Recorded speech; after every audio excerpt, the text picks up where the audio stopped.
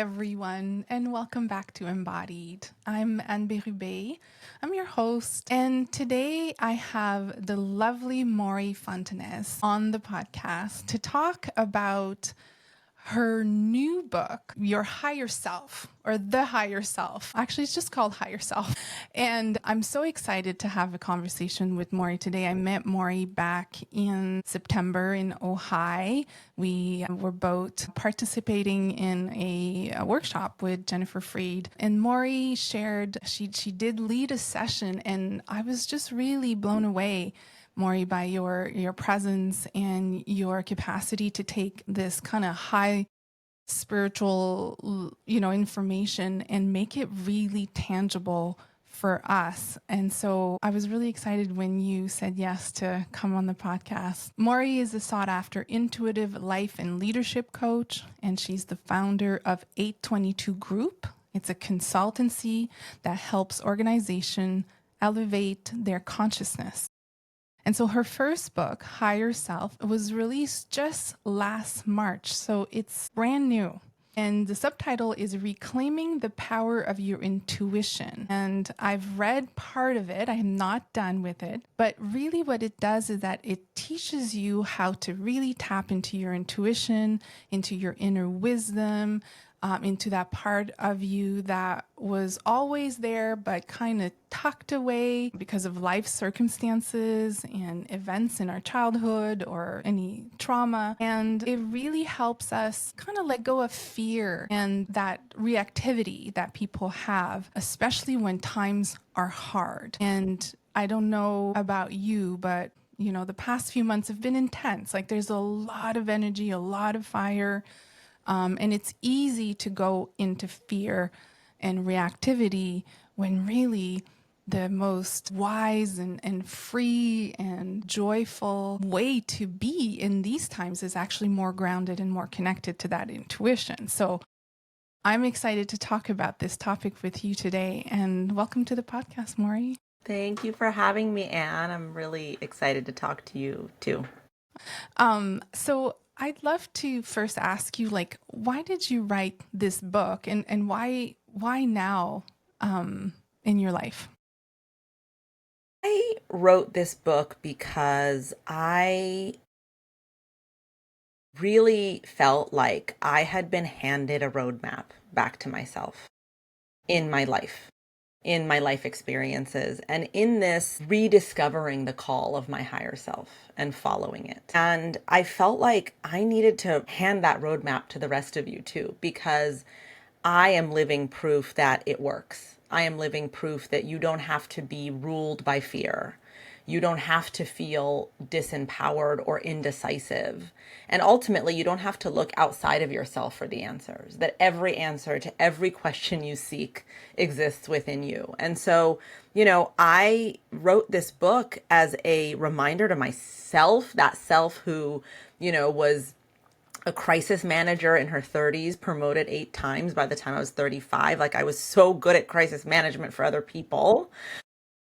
And, was living this life that I thought I wanted because, we try to control things and we want them to look like little pretty packages of, white picket fence and a house and 2 kids, boy and girl, and, married and had 2 kids by the time I was 30, and just, on the floor of my kitchen at 32, sobbing, 8 months pregnant, and feeling hopeless, feeling like everything I had constructed around me was caving in on me, was putting pressure on my chest, was not really my truth. I was living something else that I couldn't even quite connect to anymore. And I truly heard this voice from within me begin to speak and say, there's a way out of this, And the voice felt so familiar to me. It wasn't like, like God came down and I was like, who is this entity? It was this voice that I recognized in myself.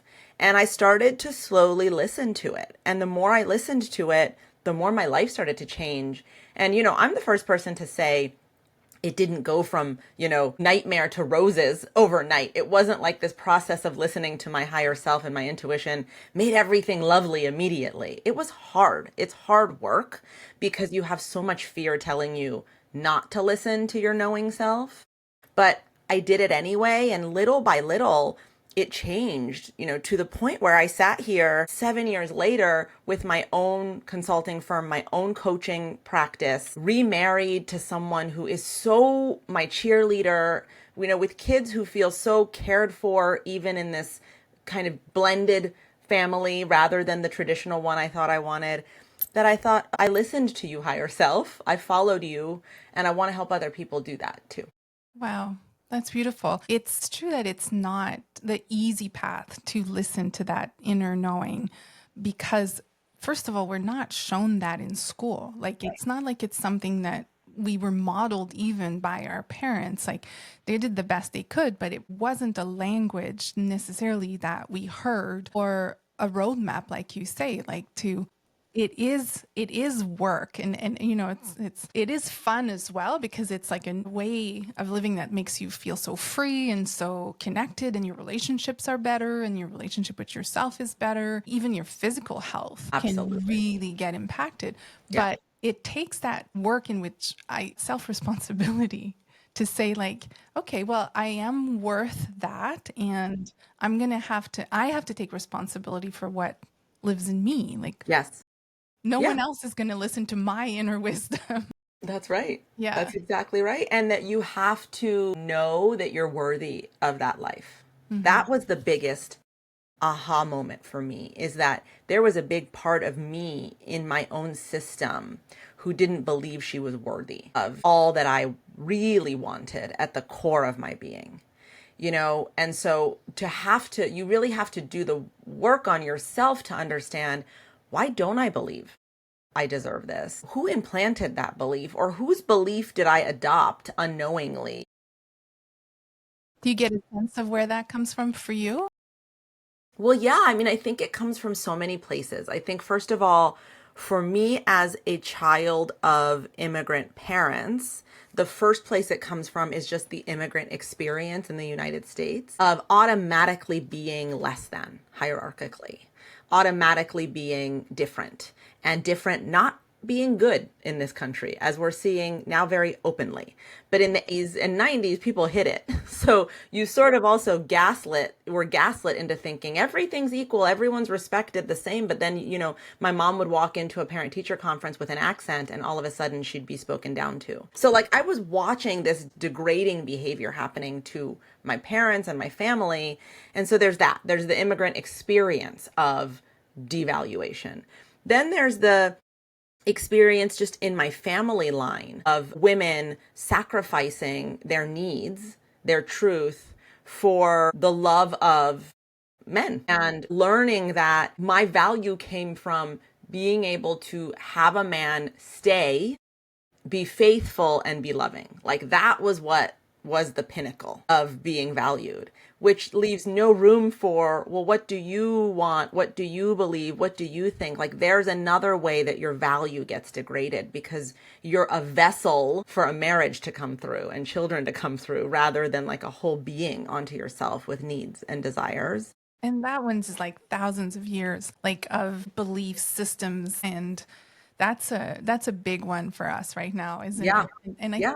do think, like, I love that you're bringing it up because I do think the time is now to really own and claim like those desires, those wants, exactly how that inner experience Yes. tells us this is what I want. This is what Yes. I really And want. it's okay to want those Yeah. things. There's nothing bad or wrong about, especially a female or a woman of color, wanting things.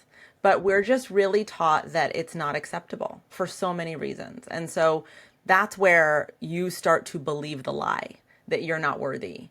And then you start to behave from that place of not feeling worthy. Yeah. So tell me more about your journey of trust with your intuition and with your higher self. Because when I see the image of you on your floor, like in your kitchen floor, and I think of like before there's this decision to follow your intuition or to follow that inner voice, I don't know, was there also a feeling of betrayal, like of disappointment of like this, I did everything the way I was supposed to, and Yeah. this is where I find myself because I associate deepening of trust having gone through a betrayal. Yeah, that's such a great, I've never been asked the question about the feeling of betrayal. Yes, I think that there is a true feeling of someone somewhere, you're looking up at the universe, like, you really let me down. Mm-hmm. I tried everything I could try to be the thing I was told I should be to be happy. And I think what universe said back to me is, who told you what you should be to be happy? Because if it came from out there, that's why you're sitting on this kitchen floor crying. It didn't come from in here. And that was the part where I realized I had betrayed myself. It wasn't that some entity had betrayed me. Yeah. It's that I had betrayed me. Yeah. I had ignored the needs of all those little selves in me that needed something else, right? Like I had tried to get their needs met in the way that they thought they wanted them met. Like when a 7-year-old comes up with a strategy that says, I'm going to people please to get love, I was like, okay, sounds good, 7-year-old. You're going to lead my life for me. That's a betrayal to that 7-year-old. The 7-year-old has no business actually making decisions in a 30-year-old life at the time. So I think that the ultimate feeling of betrayal, I had externalized for a long time. Like this is happening to me.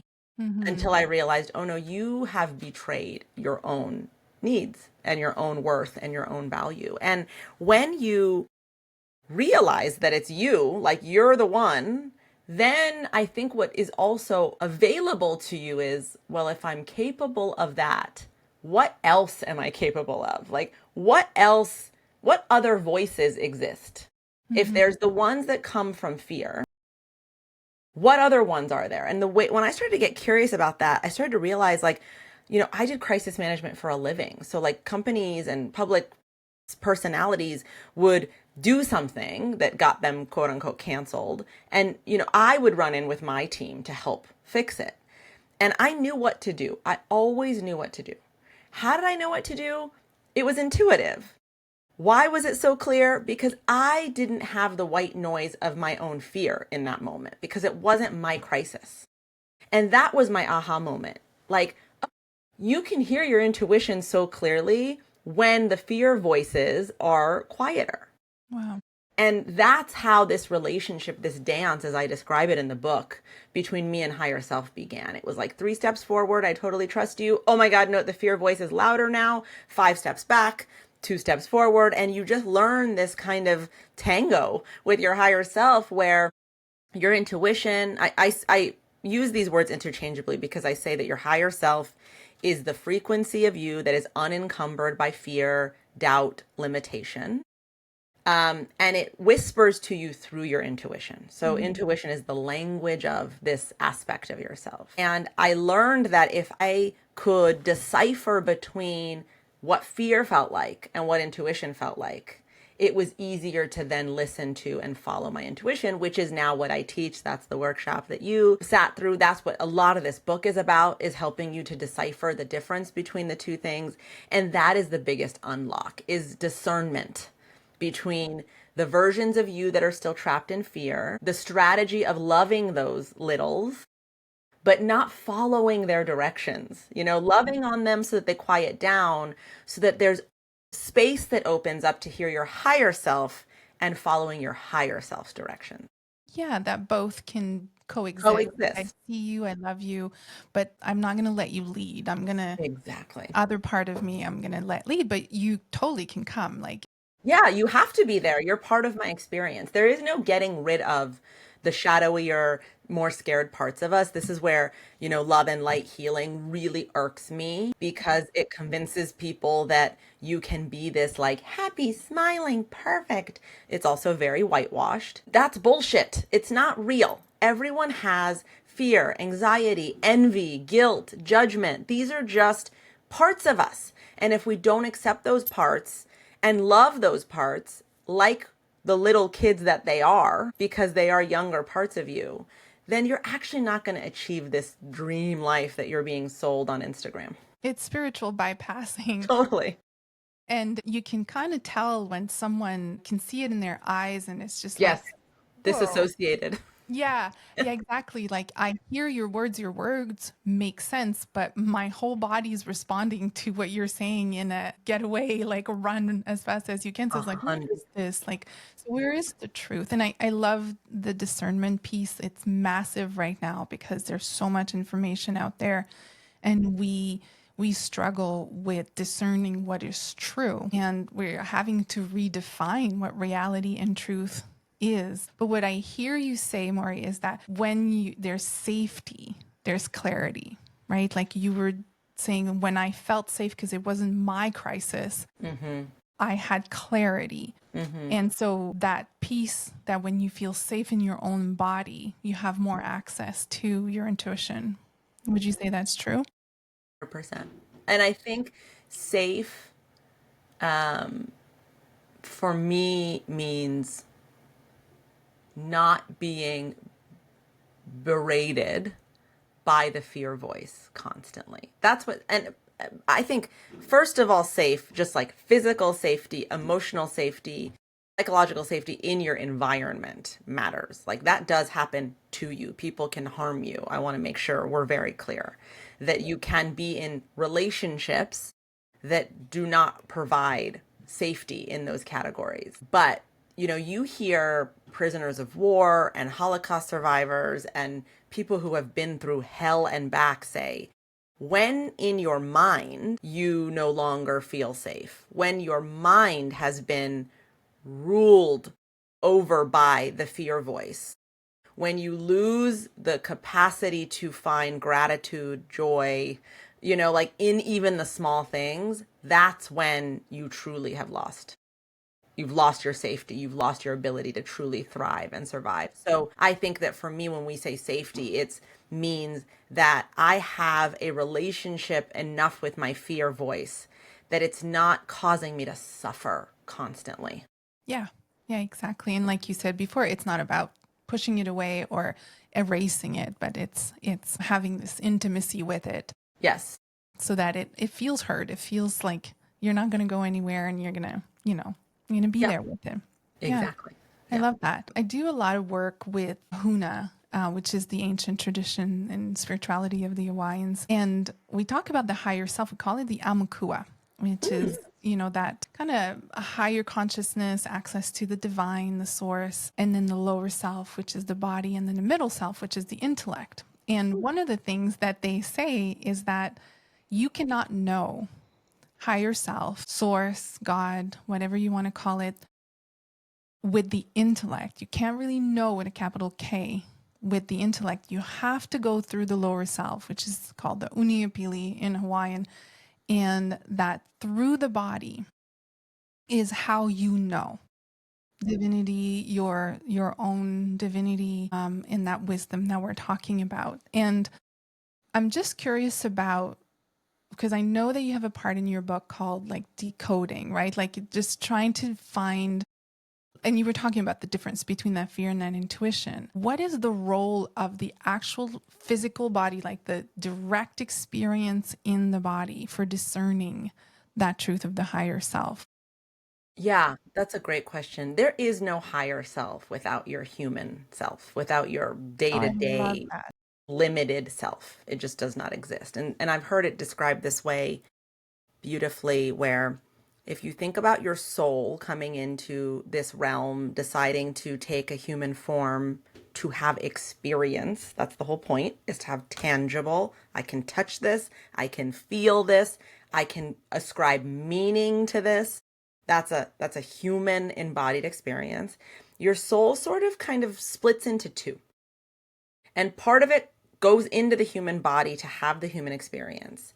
And part of it stays, think about it as like standing on top of a mountaintop and looking at you and what you're doing and sort of helping send signals down to you like, this way, this is in your highest good to navigate this now new terrain in this way. And your signal, that's why my podcast is called Signal, the signal between that self standing on the mountaintop and the one in the experience actually starts out really strong when you're born, because there's nothing telling you it's not real. There's nothing telling you not to trust it. As you navigate life and you want belonging with others, you start to believe their beliefs. You start looking for their validation over the validation of that signal, over that communication. And so you begin to morph and change and make decisions based on what you're being shown and told is what is going to make you valuable, lovable, safe. Yeah. And you want to belong. And you want to belong. Belonging is one of our three basic psychological needs: belonging, safety, and dignity. And so when you need that, you begin to form belief systems about yourself and the world to make sense of what's happening. So a limiting belief can be, I need to be really available to people and always ready to solve their problems for them and really loving to them, because that's how I get love. That's people pleasing. That's a belief system you have about yourself. Your higher self, the one on the mountaintop, does not have that belief system, because it's aware of a much broader, right? It's looking at things from a much broader capacity. Let's call that a higher consciousness. But in the human body, in that belief, you have to navigate life through that experience. That's part of what your soul desires. It desires the tangible experience of being a human, which is limited. But so you need that self. It's almost like, I know people describe it this way and it gets weird, but like it is like if you watch someone playing a video game, the character in the video game is having the experiences. The character moving the controller is only able to move the controller because the character in the game is turning left or right or running into a wall or swimming in an ocean. But the character in the game has to have the experiences. So those limited belief systems, that limited self is navigating life and becomes in and out of awareness of this higher self throughout that navigation. But without that being navigating life in the way that it is, there is no growth of that soul. You only grow through tangible life experience. So that's why I don't really believe in mistakes or regret, because everything causes your soul to expand, expand, expand. Just understand the experience of being human in all of its millions of ways and formats. And that's what your higher self wants. Yeah. It also wants you to thrive. It wants you to live your purpose, but it never looks at us like, oh, you idiot, why are you doing it that way? It needs us as much as we need it. Yeah. I love that. I love that there's no mistake. So it's always an intelligent response to that signal moving through the body. Yes, That there's exactly. always an intelligence to the response. And whether it's to get clarity around those beliefs or it's to get clarity around the next step of something exciting or something Yeah. you want to create. Yeah. But that none of it is by happenstance. And all of it is super brilliant. Yeah. Exactly. I Yeah. like that. And also I think it takes away that religious part of like, oh, we came here because we sinned, or like, or we needed to learn lessons because we were sent or something. Like it's no, it's this like beautiful choice at a soul level that, hey, I really, really wanted to come because as an expanded soul, I don't get to physically play around with like stuff and like feel things and really, really feel things. Yeah. That's exactly right. And without offending anyone's religion, just always like to remind people that anything you're reading in a book came through the filter of a human being.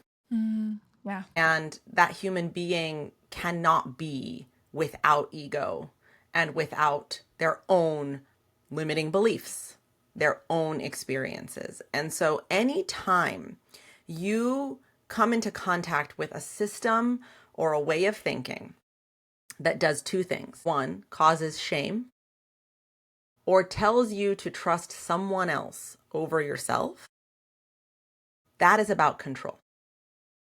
Yeah. That is not about spirituality. That is not about your relationship with Source, because Source does not desire control over you. Source desires you to have the experience you came here to choose to have, so Source can also experience it. And so anytime, anything, whether that's religion or media or higher education, whatever, any system, and I explore these systems in the book, but if it makes you feel badly about yourself, and if it tells you to trust other people's wisdom over your own, then that's about control. I like 100%, 1000% agree with that. And also think it's so important right now because there's a lot of opportunity to give your power away to feel better momentarily or to, to find, you're seeking. And, like you said, it was all externally referenced as we were growing up. Why is it, and some religion do still very much say you're not it, like there's something else that's it and you have to bow down. Exactly. And so for me, like that's brilliant, and it really brings people and teachers down from the pedestal, which I think we should all do, because there's nothing in them that's not in you, especially if you're seeing something beautiful in them. It's because it's in you, or else you would not be able to see it. Exactly. And then, but I think there's a moment where that self-responsibility comes in. Like it feels good to give someone else your power when you want to keep being the victim. Right. Exactly. And it also feels good. Sometimes I think, I have so many friends that go to church or to mosque or to synagogue, and, there is a great power in community coming together to focus on something together. There's also really wonderful and talented ministers and bishops and, that are good at facilitating the relationship or helping you to think about things and reframe things in a way that does make you feel closer to God. And I really honor all of that. But again, as long as you're aware that this is your experience with Source and it's not for someone else to define. But if doing it in community or with someone who really has your highest good in mind, which is let me remind you of your divinity, absolutely. We need that for sure. But there's just a fine line where we cross. Yeah. And and I think it's important to just to become aware of that within yourself. Like, where is that line? And am I feeling like I'm actually, might be giving a little too much of my authority here or my agency here? That's right. Right. Yeah. Which brings me to that topic of dignity. When I was in your workshop in September, you were referring to dignity as the body, and I forget exactly how you positioned it, but I remember you brought us into our bodies and really feeling and experiencing that place of dignity. And I never actually thought of that. And embodiment is what I teach. Like that's the body's the instrument. Like it's the temple. It's where everything happens. It's where everything is revealed. And so, but this aspect of dignity, I thought that was so cool. Can you tell me more about that and maybe like how you approach it in your book as well, so the listeners can know? No, I agree with you. I think the body is such a brilliant reminder of all things. It also holds our trauma. So any contraction in your body is a really good clue into where you need healing or what limiting beliefs are still existing in you. And in the same way, our body is a really beautiful reminder of our dignity. Dignity lives in your spine. So if even right now you think about the very base of your spine and you just trace your spine up, as you trace your spine up, just straightening it as you're, really tracing, straightening all the way up through your neck. And then just imagine an invisible hand is pulling a string to straighten your spine from the top of your head. Just look at the way that you look and feel in this embodiment. This is the embodiment of dignity. It's a straight spine, it's shoulders back, but what it really is it's taking up more space. Ooh. So our limited selves, the ones that are afraid, want us to shrink because if you take up less space, you're less likely to be seen, rejected, harmed. So we are trained in the illusion that to be happy in life, we need to stay safe, and therefore we need to take up less space. That's what your fear self is saying. Your higher self is the embodiment of dignity. And what it's saying is, actually, you're here to take up as much space as you can. And in taking up that space, you are more expansive and more capable of living your purpose. And your purpose, by the way, is just no big deal. The reason you're here, the natural born skills you have, it comes to you very naturally. The things that make you feel fulfilled when you're doing them, those two things together create impact.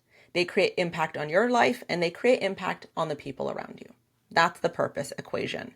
The skills that come to you naturally plus the things that make you fulfilled when you do them equals the impact that you have on yourself and the world around you. And a golden rule of purpose is that it's in your highest good and the highest good of others. There's no scarcity. It's good for all.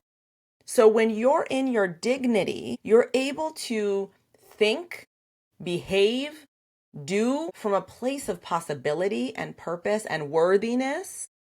And that is always in your highest good and in the highest good of others. If you look at the people right now in my country that are creating harm, it is not coming from dignity. It is coming from an inherent belief of lack of worth, which is causing harm. But if you can embody dignity, which is what your higher self stands for, then you are less likely to harm yourself and harm others because you are full of inherent worth and capability and purpose.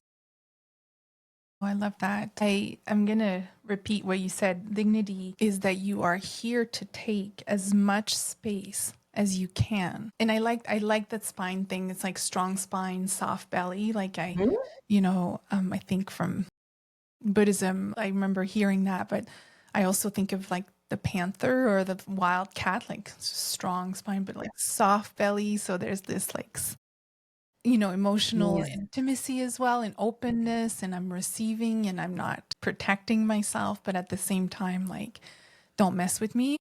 At the same time, I just know my worth. I know that I am inherently valuable. Yeah, exactly. And so for women, take as much space as you can. Yeah, that's really challenging for women, actually. I think that's what have you noticed around that? well, again, we are really trained that we are a vessel for other people's comfort, health, literal ability to live because we birth children. We are not trained that we ourselves hold value and worth just as ourselves. This is why for so long in history, women that could not have kids were not valuable or tossed aside. That's why we don't deal with aging women very well in our culture because they don't hold value to us, truly. Thank God for Oprah and the menopause revolution that we're watching happen. But we are taught that our entire function is other people's well-being. And when I say to a woman, actually, it's about taking up as much space as you can, the first thought that often occurs, even if it's subconscious, is, what about put someone's name in that blank? How is X gonna feel? What about my kids? Like, I really, my best friend can say this sometimes, like, I don't want to be a selfish mother.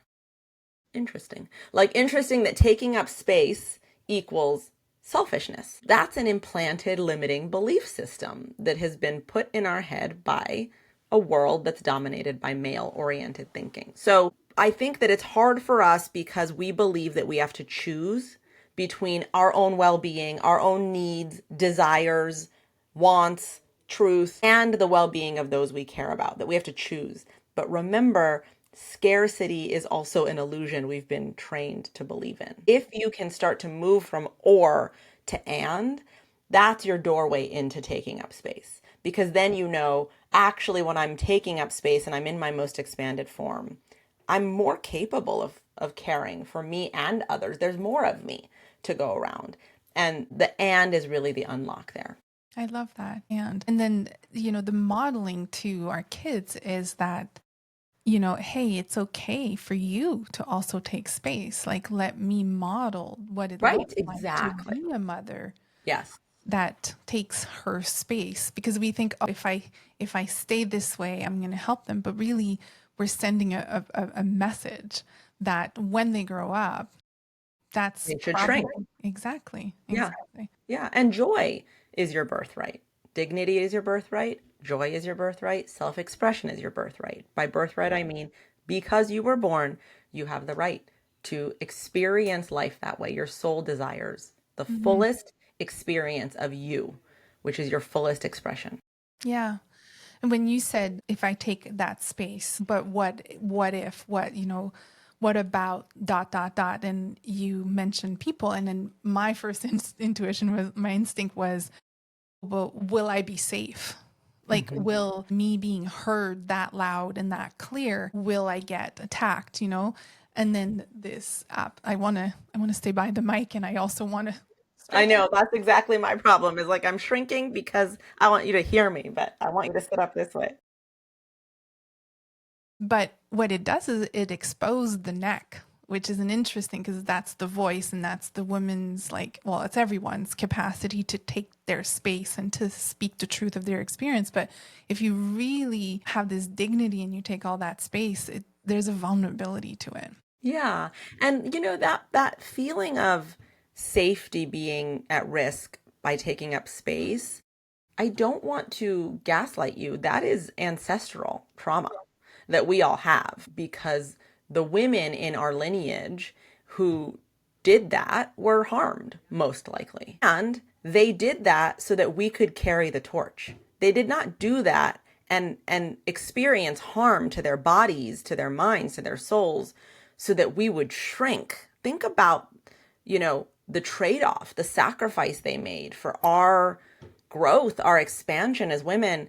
We have to keep carrying the torch forward. So we are going to feel that fear of harm because it's been real in our past, but we don't have the choice to shrink. We have to keep standing even taller and keep going so that our daughters and their daughters and their daughters actually have a chance of being fully dignified in their experience.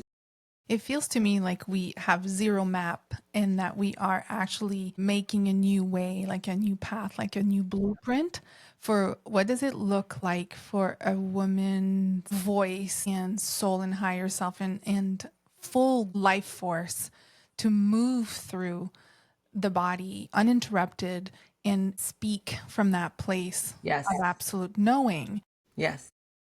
Is like, that's why the lips quivers, and that's why there's like the trembling, and there's like, the blotches on the neck. Like, you see women like finally taking their space, and like our neck is completely covered. And so, because it's new territory, it's Yeah. exciting that we get to be part of this Yeah. brand new, Way experience on earth. forward.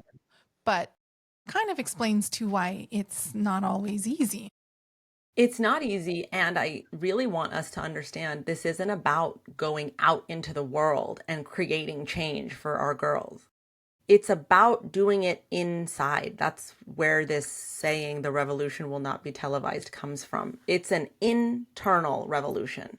It's a decision in yourself that you are going to choose your own truth, that you are going to stand in your dignity, that you're going to take space, that you're going to fight the war inside that tells you to shrink for other people's comfort. And that when you do that internally, the magnifying effect, the radiating effect of that on people around you is undeniable.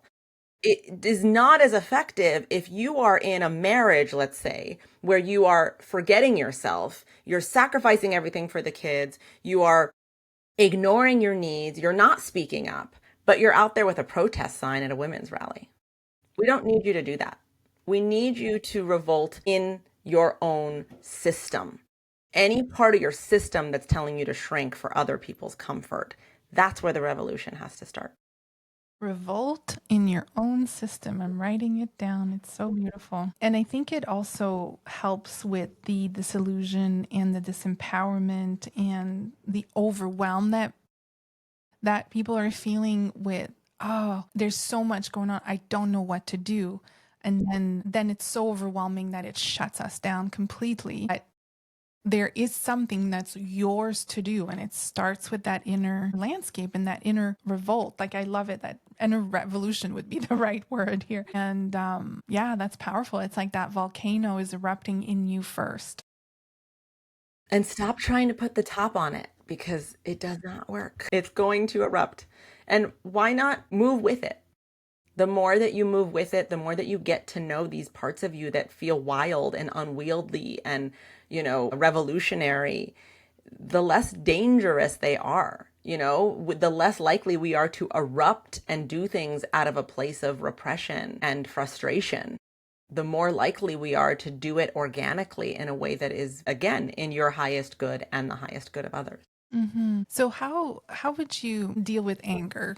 I know, like, Maya Angelou talks about anger. She says you have to be angry. Like, if you're not angry, you're either a rock or you are too sick to be angry. You can't be resentful. That will just consume you. Yeah. But anger, dance it, sing it, move it, paint it. Such a, again, no blueprint for how does anger move through the feminine vessel or Well, the. but I think the blueprint are in your feelings. The feelings are the blueprint. The knowing, the wisdom is the blueprint. You have the blueprint. It's in you. No one needs to hand it to you. Anger is divine because anger protects your dignity. Anger is there to remind you that you feel undignified in that moment, that somehow you have been made to shrink, to feel small, to be less than in that moment. And if we learn to see anger as a wise contributor to our lives, then we can tune into it and hear, what is the need you're trying to get met here? Why is this emotion rising up? It's an active emotion. Anger is more active on a frequency level than sadness because it's trying to move something forward. And so it's really important, not that I'm saying it's more valuable than sadness. Sadness has its own value, but it's important for us to tune into the anger and listen to it as though it has something really wise to say. If we can do that, then we can use that information to make very grounded, calm decisions. So there's a difference between acting out in anger and honoring the feeling of anger internally. One is about not paying attention and just letting it erupt out towards other people. The other is saying, I'm feeling angry. Why? What need do I need to get met right now? What is being ignored right now? Let that anger give you that information and then work with your higher self, the more grounded, dignified version of you to say, okay, how do I go get this need met in a way that is in my highest good and the highest good of others? Yeah, and doesn't hurt other people. Yeah, absolutely. I love that. So this disembodied anger and embodied anger. It's like, okay, this is mine. This actually has nothing to do really truly with this other person. So because it's, now that I know it's mine, can I get into that intimate relationship with it, love it, and understand it? Because Yeah, it's just trying to get our attention. totally. Yesterday, great example. I was just in a really bad mood. I was in such a bad mood. And all day I was like, why am I in such a bad mood? Like, the book is out. It's doing better than I thought. I'm having these wonderful interviews and like, what is it? The kids are fine. And then I just really heard a voice that was like, can you just be in a bad mood? And it literally started to dissipate because it was like, you're just in one. Yeah. Is that okay? Yeah. And that's what I mean about giving your feelings room to just exist without needing to like control them or make them do something for you. And when I was able to let it be, and I was like, what do you need? And it was like, rest. You didn't sleep well last night. Okay. I went to bed earlier. That's the wisdom of that bad mood. It was like, I'm tired. I love that. And I think that really is a good illustration of when we're children. Often we're not allowed to, we weren't allowed to be in a bad mood, Exactly. right? And all we really needed was exactly that voice that says, "You're in a bad mood. You're allowed to," Yeah, exactly. and give you space to just be with that. And Yeah. yeah, so Yeah. beautiful. Just be the witness of it. Become the witness of. Be that mom that you always wanted, or that dad that you always wanted Exactly. for yourself. Yeah. And so what do you do every day? Or do you have like a practice that you that you have on a daily basis or as often as you can think of to help you deepen that trust in your higher self? Yeah, I mean, first of all, I do a lot of my own method that you'll see in the book, which is deciphering between the fear thought and the intuitive thought. And I do a lot of inner dialogue with the parts of me that are afraid. I visualize them. They have ages, they have places they like to be. You know, the 8-year-old's always on the couch after school watching TV. So I'll just go sit next to her and be like, what are you afraid of right now? Well, I'm afraid that boredom means I'm going to be alone. Okay. You know what I mean? Like, do unlock. So I do a lot of that. I do a lot of that all day, every day. The other thing is, I really value my own freedom and my own joy. Hmm. And so I will make sure that I schedule time for that in my day where there isn't a schedule for a couple hours. There is a chance for me to be like, what would be joyous for you to do right now? Oh, it's to go walk by the ocean with the dog. Great. That's what I'm going to do today, for example. Like, I really value that I need those things, that freedom and joy are my biggest values in life. And I make sure that I am responsible for bringing them into my life. I don't make anyone else responsible for those things. It's my job to make it happen. I love that. I love that. Thank you so much, Mory, for talking to me today. I really Thank enjoyed our you. conversation. Me too. Yeah. And I'm really grateful that you brought this information to light for all of us to be able to take in at this time in history. Like, I think Yes. the timing is so perfect Yeah. with this, where we find ourselves with really needing to learn how to discern that truth and what does it feel like, what does it look like, and to also have your personal story, like how you went through it, is so helpful. I Thank know you. that probably took a lot of vulnerability and a lot of strength and courage to put that out there, but really appreciate you putting that out there. Well, and I really believe that, those of us that do this work are part of a collective. So thanks right back to you for creating a platform for people to really take a minute and listen and get closer to their own truth. That's what your podcast is. That's what your work is about. And I really believe that the more all of us just keep sharing from an authentic place of, it ain't easy, but it's worth it, the more the light bulb will go on in more of us. Absolutely. Thank Yeah. you for being such a guiding light. And everyone, you should go get the Higher Self. It's everywhere where you can buy books right now. And so get the book and leave a good review to support Mory. And yeah, thank you so much, Mory. Thank you, Anne.